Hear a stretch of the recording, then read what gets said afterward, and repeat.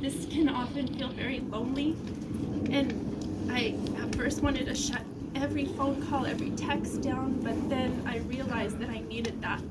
I needed the calls, I needed the check-ins, and I need this. So it means a lot for you to be here.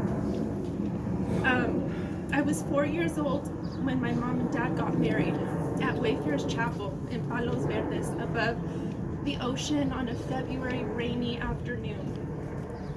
When my dad promised to take care of my mom forever, he made the same promise to me.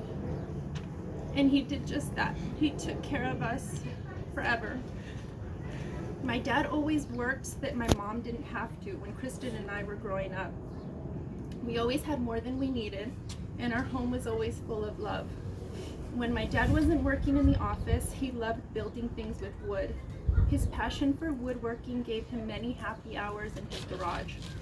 My dad loved watching This Old House, reading fine woodworking and popular mechanics. When I was little, I became increasingly aware of just how good he was at pretty much everything.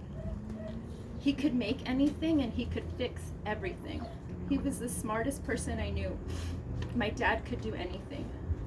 In our home, you'll see cabinets, desks, chairs, tables that he made and built with his own hands, each completed with beautiful precision and attention to detail. He always had every tool perfectly placed in his craftsman toolbox.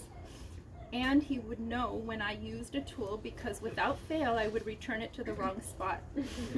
His garage was the coolest. He even had tools that could make other tools. I remember the times when things didn't go always as planned with his home improvement efforts, like the time he went up in the attic and he misstepped and came crashing through his bedroom ceiling. He was okay, but we still have a patched hole in his bedroom that we laugh at every time we see it. My dad had his quirks. He couldn't stomach plain avocado, but he could eat a whole bowl of my mom's guacamole.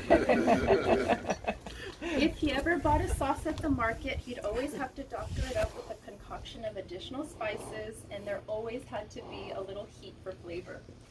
His Thanksgiving turkeys always had to be smoked on the green smoker, passed down from my grandpa. He could make a remarkable bond with dogs, and they were always loyal, faithful companions by his side. He had his own unique style of wrapping presents that entailed multiple layers of boxes, duct tape, newspaper, and garbage bags. Christmas morning was always a laugh because scissors were never allowed when we were opening up his presents. For some reason, he thought it was safe to take me to preschool every day on the back of his Honda motorcycle. My mom and I never had a doubt that I wasn't in the safest hands, and there's photos of us up there on our motorcycle that I didn't even know existed. He could make a killer omelet and a Cajun shrimp pasta. My dad could barbecue like no other. When I told the boys that Grandpa had died, Brandon deeply cried over the loss, and then he asked, "Does this mean no more steaks?" My dad passed away just 2 days before Mother's Day, so of course we had to throw steaks on the grill on Mother's Day because that's what he would have done for my mom. My dad loved to hunt. For as long as I can recall, he'd take an annual trip to the desert in late August with his best friend, Uncle Larry. Unfortunately, he had to miss a few years due to the pandemic and a total knee replacement last year. After his surgery, he quickly recovered and was looking forward to getting back out there this August. The desert was his happy place and will eventually be his final resting place, so he can spend eternity in the place that brought him so much joy. At the beginning of this story, I told you how much my dad loved to build and create things, but it wasn't just with wood. He built a home for my sister and I with a strong foundation of love and support and strong family values that he instilled in all of us.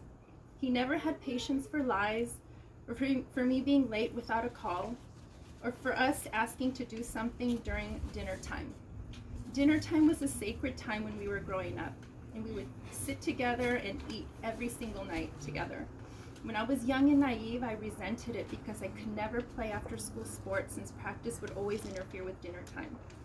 Now that I'm older and wiser, I'm thankful that my dad carved out that time for us to come together at the end of the day. I'm thankful that my dad taught me how to use power tools and how to cut shingles for the roof. He taught me how to be strong, not care what others thought when they judged me, and taught me how to manage my money and save for the future. He taught me how to work hard for what I wanted and never to give up. He taught me how to be resourceful and find solutions to problems.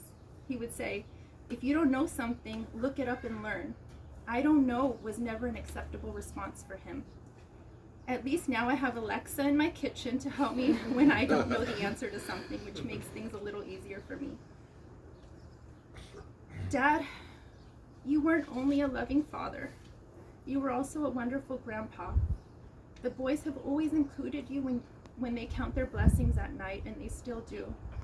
We'll miss your smile, your humor, and your hugs. Not a time goes by when we wouldn't see each other or talk to each other on the phone and not say, I love you. I felt your love and you felt mine. I have so much gratitude and respect for you, Dad. Thank you for every laugh you gave me and for everything you ever taught me about life. The night you left us, I promised you that I would always take care of my mom, and I will do just that. I love you and I miss you forever.